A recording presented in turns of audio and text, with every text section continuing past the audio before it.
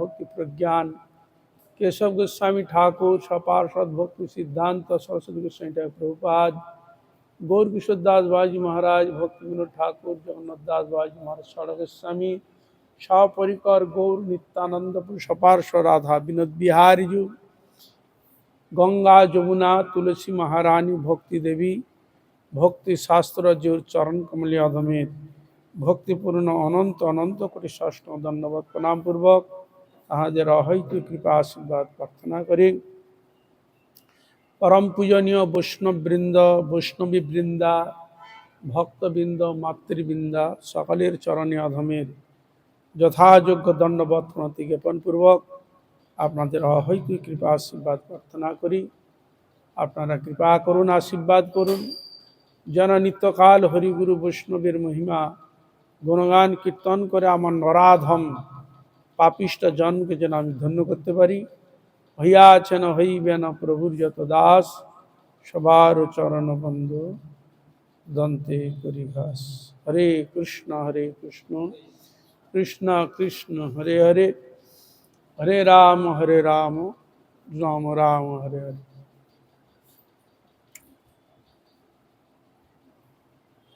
आज के श्री हरिवासर तिथि तिथि के केंद्र करे एक विशेष अनुष्ठान एकादशी सम्बन्धे शास्त्रे बहु किछु कथा बोलेছেন। तबे शास्त्रेर भावधारा उपलब्धि तखनই হয়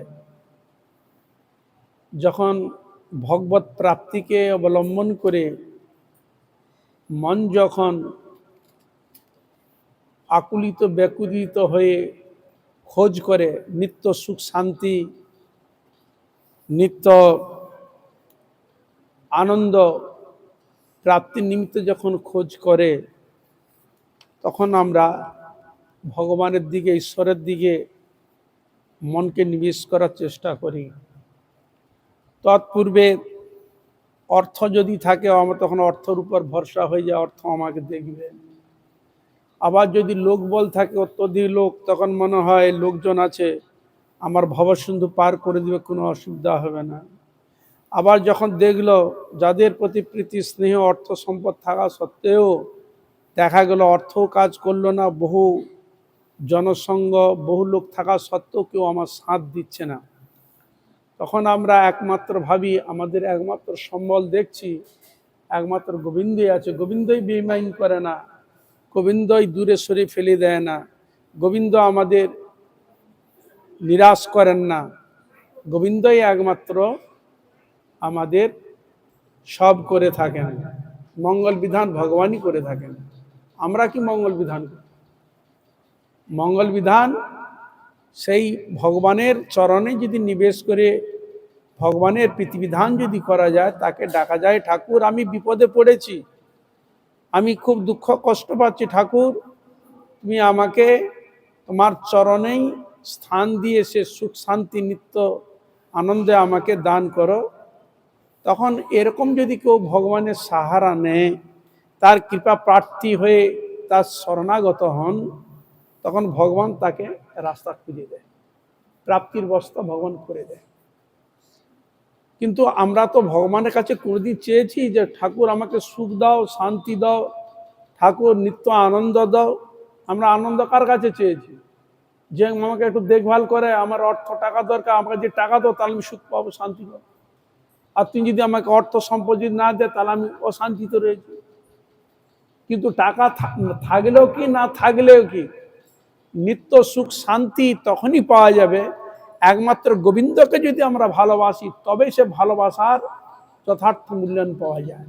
আমরা জড় বস্তুকে ভালোবাসি, জাতিকে ভালোবাসি, তাদের কাছে ভেবেছি তাদের কাছে সুখ পাবো শান্তি পাবো।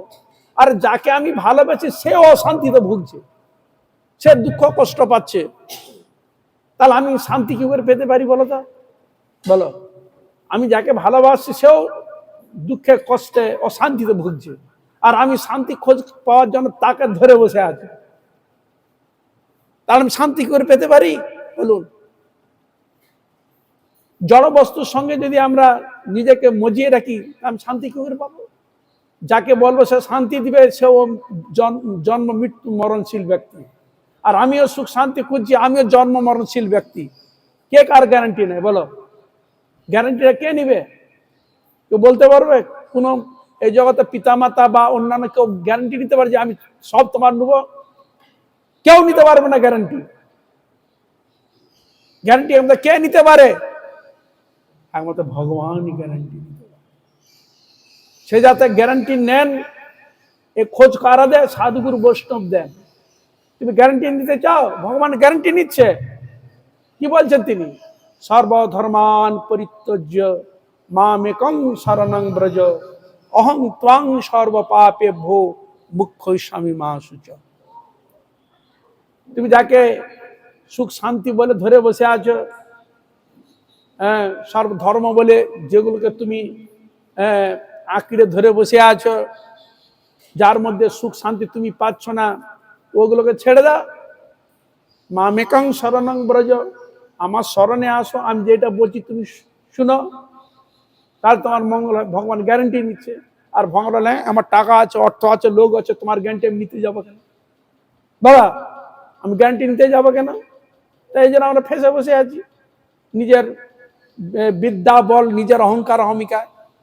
কিন্তু যখন সাধুগুরু বৈষ্ণব যখন দেখলো, শাস্ত্রীয় বিচার করে ভগবান বিধান যখন দেখলো, আমরা এখানে অর্থ ইনকাম যা কিছু করি না কেন, সবকিছু সুখ শান্তির হাত রয়েছে গোবিন্দের কাছে।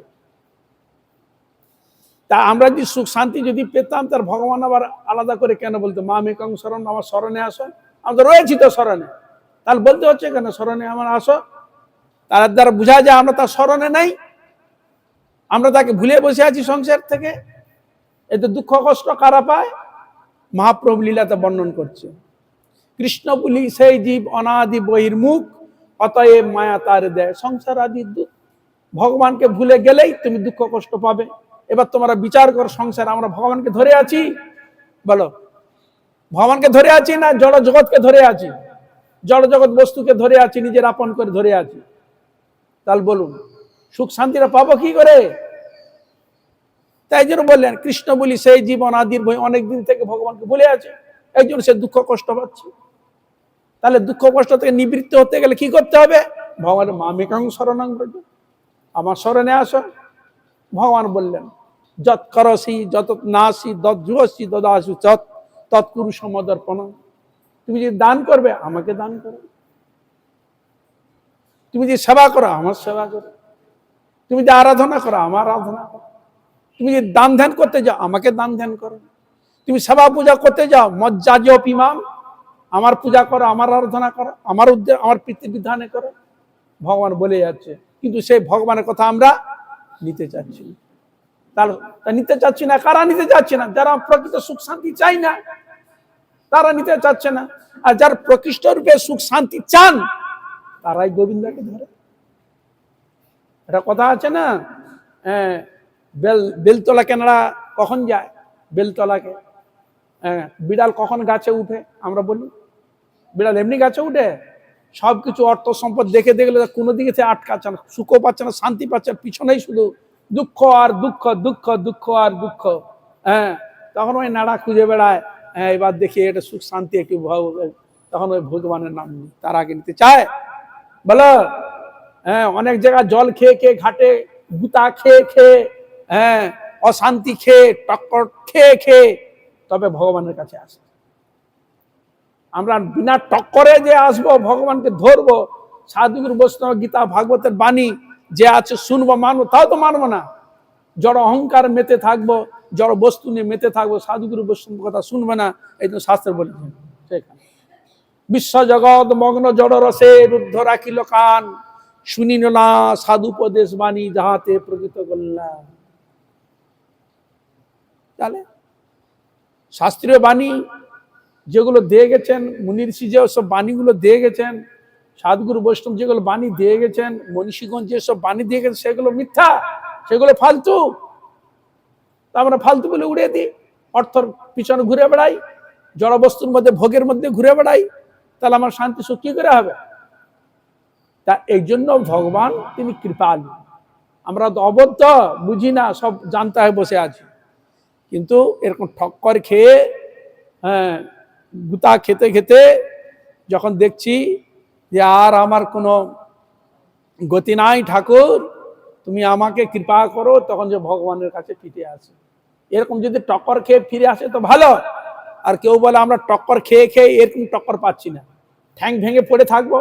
আগে বেশ অর্থ ইনকাম করতাম, ভালো ছিলাম, হ্যাঁ, ঘা গুরবি দেখাতাম, অর্থ ইনকাম করতাম, একটা ঠ্যাং ভেঙে যে পাগে আর চলতে পারে না, আছে ওই টাকা ইনকাম করতে পারে না, ভোগও আর করতে পারে না, চলতে পারে না, তখন বলে ঠাকুর তুমি ছাড়া আর নেই। আর যতদিন ঠ্যাং ভাঙেনি আর এ ভাঙেনি, ততদিন সে খেয়াল করে স্বেচ্ছাচারী মতো করেছিল। যখন ভেঙে গেছে, ঠাকুরে আর তুমি ছাড়া কেউ নেই। তাই এরকম অবস্থায় যাবো কেন আমরা? জ্ঞান বুদ্ধি বিবেকবান হয়ে ঠ্যাং ভাঙলে তবে যাব, গুতা না খেলে তবে ভজন করব না, এরকম কেন? সোজা সরল ভাবে বিবেককে সেরকম আমরা সনাতনী মুখে বলবো, সনাতনীর সঙ্গে ভগবানের সঙ্গে কোনো সম্পর্ক রাখবো না, তাহলে আমাদের কি করে মঙ্গল হবে? তা এই জন্য যুধিষ্ঠির মহারাজ তিনি তো সম্রাট ছিলেন, রাজা, তিনি দেখলেন আমার তো প্রজাবর্গ রয়েছে, এরা তো সংসার থেকে সংসার ধর্ম না কিছু তো পালন করছে, তা এমন কিছু করতে হবে মানুষ কোনো না কোনো পাপে লিপ্ত হয়, কোনো না কোনো দুঃখ কষ্টের মধ্যে তার থাকে, তাদের মঙ্গল কি করে হবে? এ বিষয়ে তার প্রশ্ন। তাই যুধিষ্ঠির মহারাজ ভগবানের কাছে প্রশ্ন করলেন, কি করলে জীবের পাপ থেকে মুক্তি হবে, কি করলে জীব যথার্থ রূপে ভগবানের শ্রীচরণ পাদপদ্ম লাভ করতে পারে, কি করে তার নিত্য সুখ শান্তি লাভ করতে পারে, তাকে দুঃখ কষ্ট ভোগ করতে আর হয় না, এই বিষয়ে তার জানার ইচ্ছা। তাই একাদশী ব্রত সম্বন্ধে কথাগুলো আলোচিত হয়েছে, এগুলো আমরা ধীরে ধীরে আলোচনা করব। তবে এই জন্য এই একাদশী তিথি অবশ্য পালন করা কর্তব্য, এইটাই জন্য আমাদের মাথায় থাকে। অনেকের একটা ধারণা হয়ে দাঁড়িয়েছে আমি একটু হরি হরি করি, আমার একাদশী করা কোনো দরকার নাই। কেউ বলবে আমি তো একটু কোনো দেবতা বা কোনো দেবীত্ব সাধন করি, একটু মালা জপি, একটু ভজন সাধন করি, আমার একাদশী ব্রত করার কোনো দরকার নাই। কিন্তু এখানে কিন্তু ভগবান শ্রীকৃষ্ণ তা বলছেন না। তুমি যার ভজনা করো কেন, যার সাধনা করো কেন, তোমাকে একাদশী ব্রত অবশ্য পালন করতে হবে। একাদশী ব্রত ইত্যাদি তুমি যদি নাম করো, ভজন করো, তুমি যদি তোমার ভগবানের পিত্তার্থে যদি করে থাকো, তাহলে ভগবানের পিত্তার্থে ব্রতটা করো, এখানে অসুবিধা রাখি? ভগবানের পিত্তার্থে যদি ভগবানের নাম গুণগান কীর্তন করো, ভগবানের সেবা পূজা করো, তা সে ভগবানের পিত্তার্থে একাদশী ব্রত পালন করো, অসুবিধা কি? মহাপ্রভু তো গিয়েছিলেন পুরীতে, ছিলেন সেখানে, সব ভক্তগণ গিয়েছে, একাদশী দিন প্রসাদ দিতে আরম্ভ করেছে। তার আগে তখন পান্ডাগুলো এখানে একাদশী বেঁধে রেখেছে বলে দিয়েছে। মহাপ্রভুর কাছে তার সমাধান যাচ্ছে যে এখানে একাদশী ব্রত করা যায় কিনা, প্রসাদ সেবা করা যায় কিনা। তার প্রসাদ তুমি সেবা করবে কার পিতার্থে? ভগবানের পিতার্থে। তা একাদশীরা কার পিতার্থে? ভগবানের পিতার্থে। তা প্রসাদ তো সবসময় খেতে পাবে, কিন্তু একাদশী সবসময় পাবে? তাহলে তাহলে এমন একটা কিছু করতে হবে, প্রসাদেরও সম্মান থাকবে আর একাদশীরও সম্মান থাকবে। কে সাপও মরল না, লাঠিও ভাঙলো না, প্রসাদেরও কৃপা পাওয়া যাবে, একাদশীরও কৃপা পাওয়া যাবে। হ্যাঁ, তাই সিদ্ধান্ত দিলেন মহাপ্রভু, বলে দেখো একাদশীতে ওই প্রসাদকে প্রণাম করে নমস্কার করে রেখে দিবে, তাহলে প্রসাদের সম্মান দেওয়া হলো। পরদিনে পাইলে তরি, যেদিন পালন করবে তারপর দিন ওই প্রসাদকে গ্রহণ করে পালন করে নিলে, তাহলে একাদশীরও সম্মান রইল, প্রসাদেরও সম্মান রইল। তাহলে প্রসাদও খাচ্ছ ভগবানের পিত্তার্থে আর একাদশীও করছো ভগবানের পিত্তার্থে, তাহলে দুইটাই সম্মান পাওয়া গেল, দুইটারই কৃপা পাওয়া গেল। তাহলে কোনটা ভালো হলো? একটাকে ছেড়ে দিয়ে একটা দিয়ে ভাবি বান্দরামি করবো নাকি? ছেড়ে দিয়ে না, যেগুলো আছে সেগুলোকে ভালো করে করার চেষ্টা করব, তবে অবশ্যই আমাদের মঙ্গল হবে। এই জন্য আজকে একাদশীর নাম কি দিয়েছে? পাণ্ডবান নির্জলা একাদশী। এই জন্য সব সময় এই সব কথাগুলোকে মনে রাখবে, বাণীগুলোকে মনে রাখার চেষ্টা করবে, শাস্ত্রীয় বাণী এই যে কথা বলছে যে একাদশী দিন ওই প্রসাদ পাওয়া যাবে না, এ কথা তো আমার নয়, এ কথা তো শ্রীমান চৈতন্য মহাপ্রভু বলছেন। তাহলে তোমার মহাপ্রভুর সঙ্গে ঝগড়া করো। যারা যেখানে যেটা খেতে বলছে সেই ব্যাসদেব লিখেছে, সেই ব্যাসদেব বলছে এগুলো গ্রহণ করো, আর সেই ব্যাস বলছে যেটা করো না। তা ঝগড়া করো ব্যাসদেবের সঙ্গে, যা ঝগড়া করো, লড়ো তার সঙ্গে।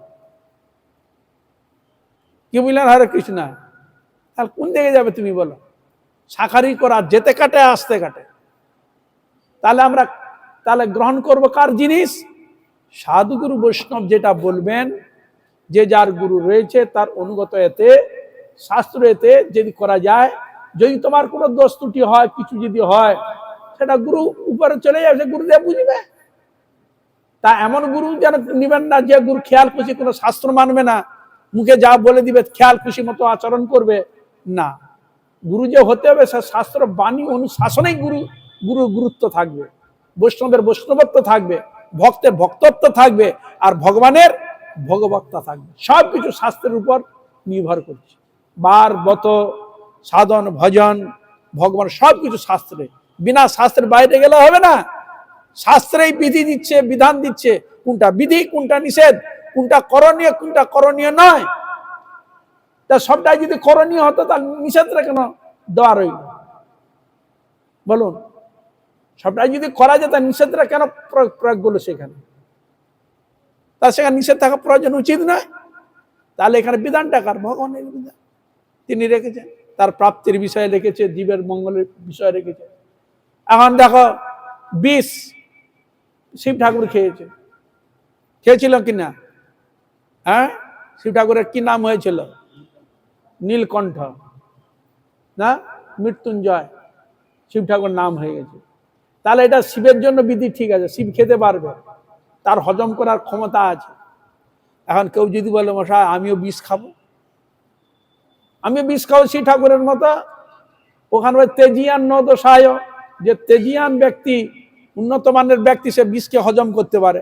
এখন তুমি যদি ওই বিষ খাওয়ার অভিনয় করে তাহলে মরবে তুমি। তাহলে শিবের মতো ব্যক্তি বিষ খেতে পারে, তার বিধি সে করতে পারে, হজম তার আছে, কিন্তু আমি এর খেয়ে মরে যাব, ওটা আমার জন্য নয়।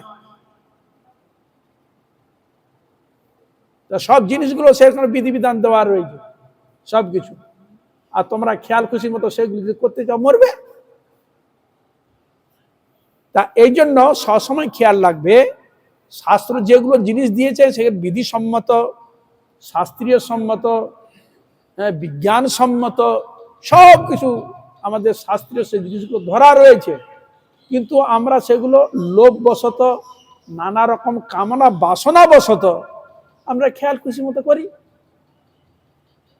যারা ইন্দ্রিয়কে কন্ট্রোল করতে পেরেছেন, নিজেকে সজাগ হতে পেরেছেন, তারা উল্টাপাল্টা করে না, ঠিক একটা বন্ধনের মধ্যে চলে, একটা নিয়মের শৃঙ্খলার মধ্যে চলে, এই জন্য তার সব দিকে ভালো থাকে।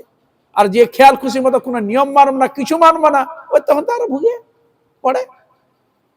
আমার গুরু মহারাজ বলতেন, বলে দেখো রাস্তাটা তো তুমি যাচ্ছ ঠিক আছে, কিন্তু সামনে পাটা তুমি যে ফেলাবে, পিছনে পাটা তো আছে, পিছনে পাটা থেকে সামনে পা এগোবে, তো এগিয়ে দেখবে পাটা পড়লো কোথায়, কাঁটা পড়লো না গাড্ডায় পড়লো, না ভালো জায়গায় পড়লো, না কোন জায়গায় পড়লো।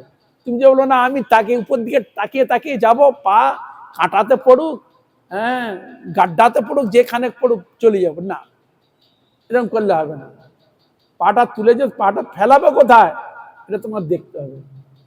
প্রত্যেকটা পদক্ষেপে নিজেকে বিচার করে চলতে হবে। আমার যে পদক্ষেপ এটা ভালো কিনা মন্দ, সব দিকে বিচার করে চলতে হবে। এই জন্য ভগবান মানুষকে সেরকম শ্রেষ্ঠ জীব তৈরি করেছে। কেন? বিচার করেছে, চলতে পারবে, ন্যায় অন্যায় কোনটা বিচার করতে পারবে, ভালো মন্দ সে বিচার করতে পারবে, কিভাবে চলতে পারবে এটা সে বিচার করতে পারবে। এই জন্য মানুষকে শ্রেষ্ঠ মানুষ বলা হয়েছে। আর মানুষের মধ্যে সে বিচার ভাবনা যদি না থাকে, তাকে মানুষের মধ্যে ফেলাবে কি বলুন? তাহলে কিন্তু সোজাই কথা। তাহলে আমাদের জ্ঞান পক্ষ ভক্তিবৃদ্ধি জাগবে কিসে? এই শাস্ত্রই হচ্ছে আমাদের অনুপ্রেরণা, শাস্ত্র হচ্ছে ভগবত প্রাপ্তির অনুপ্রেরণা, সাধুগুরু বৈষ্ণব হচ্ছে আমার, মহাজন হচ্ছে আমার অনুপ্রেরণা। এনার যদি আমাকে অনুপ্রেরণা না দিত, আমি কি হরিভজন আসতে পারতাম? ইনারা যদি আমাকে অনুপ্রেরণা না দিত, আমি গীতা ভাগবতকে চিনতাম, গীতা ভাগবতকে আমি কি জানতাম, সাধুগুরু বৈষ্ণব শাস্ত্র যে অনুপ্রেরণা না দিত, আমি কি রাধা গোবিন্দের ভজন করতে আসতাম, গোবিন্দকে দেখতে এরকম সেরকম জানতাম? তাহলে তারাই আমাদের অনুপ্রেরণা দিচ্ছেন, সবকিছু অনুপ্রেরণা ইনারা, সব অনুপ্রেরণা শাস্ত্রে দেওয়া রয়েছে।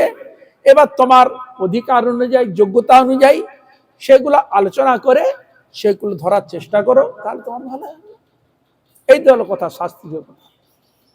তা এই জন্য এই একাদশীর কথা যুধিষ্ঠির মহারাজই জীবক কল্যাণের নিমিত্ত হচ্ছে। তো তার তো কেউ তো প্রশ্ন করে না একাদশী সম্বন্ধে, কি বুঝলেন? মহাজন্ম তারও বিচার করে দেখলো যে 12 ব্রত তো মানুষ অনেকে করে, অনেক ব্রত আছে, শাস্ত্র খুলে দেখবেন এমন কোনো দিন নাই ব্রত নাই, কি বুঝলেন?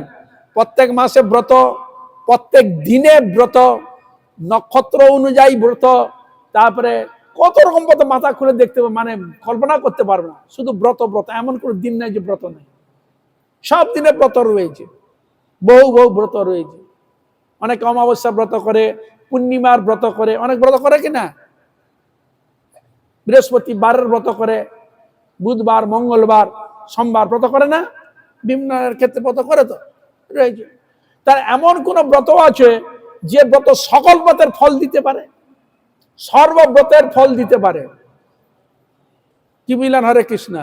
এমন কোন ব্রত আছে শ্রেষ্ঠ ব্রত, যে ব্রতকে সেই ব্রতটাই আমি যদি করি, হ্যাঁ, তাহলে সব ব্রতের ফল অনায়াসে পাওয়া যায়, কি বুঝলেন? হরে কৃষ্ণ। দান ধ্যানেরও যে ফল, এটাও পাওয়া যায়। কে ভগবানের সেবা করলে যে ফল, সে ফলও পাওয়া যেতে পারে। সাধুগুরু বৈষ্ণবের সেবা করলে যে ফল, সে ফলও পাওয়া যেতে পারে। গোদান, স্বর্ণদান, বস্ত্রদান, ভূমিদান ইত্যাদি করলে যে ফল, সেই ফল পাওয়া যেতে পারে। গঙ্গা স্নান, যমুনায় স্নান, তীর্থে স্নান, বাস ইত্যাদি, হ্যাঁ, সবকিছু ব্রতের ফল পাওয়া যায়। এমন কোন শ্রেষ্ঠ ব্রত আছে কি? হ্যাঁ আছে, সে কোন ব্রত? একাদশী ব্রত। তাহলে বোঝা গেল, তাহলে আমি একটা এই ব্রতে যখন সব ব্রত আমি ফল পেয়ে যাচ্ছি, আমি কেন দুনিয়ার ব্রত আর করতে যাবো? এবার তুমি বলো। হরে কৃষ্ণ। বলুন, আমাদের ভজনে তাই এসে তো, যে কৃষ্ণ রাধা গোবিন্দের ভজন করলে যখন আমার সকলের ভজন হয়ে যায়, আমি দুনিয়াকে ধরতে যাবো কেন? আর সব ব্রতের ফল যখন আমি একাদশীতে পেয়ে যাচ্ছি, আমি আর দুনিয়ার ব্রতকে ধরতে যাবো কেন? বলুন। সে যান, ক্ষতি নাই, করুন না, আপনার সারা জীবন কোনো অসুবিধা নাই, কিন্তু একাদশী ব্রত ছাড়বেন না। দুনিয়ার ব্রত যত আছে আপনি সব করুন, নিষেধ কেউ করছে না, কিন্তু একাদশী ব্রতকে বাদ দিয়ে আর দুনিয়ার ব্রত করব, একাদশী ব্রত করব না, এটা কিন্তু মানে পাগল ব্যক্তির কথা নয়, এটা যথার্থ জ্ঞানী বুদ্ধিমান ব্যক্তির কথা। একাদশী ব্রত করব না, সব ব্রত করব, এটা বুদ্ধিমানের কথা না। যিনি ব্রত করবেন, সব ব্রত যেমন করেন সেরকম একাদশী ব্রতও করবেন তিনি, সে ব্রতকেও তিনি ছাড়বেন না, তাহলে ঠিক আছে। না সব ব্রত করব, একাদশী ব্রত করব না, এবার কি কথা? এবার কি কথা? যিনি ব্রত করবেন, সব ব্রত করবেন।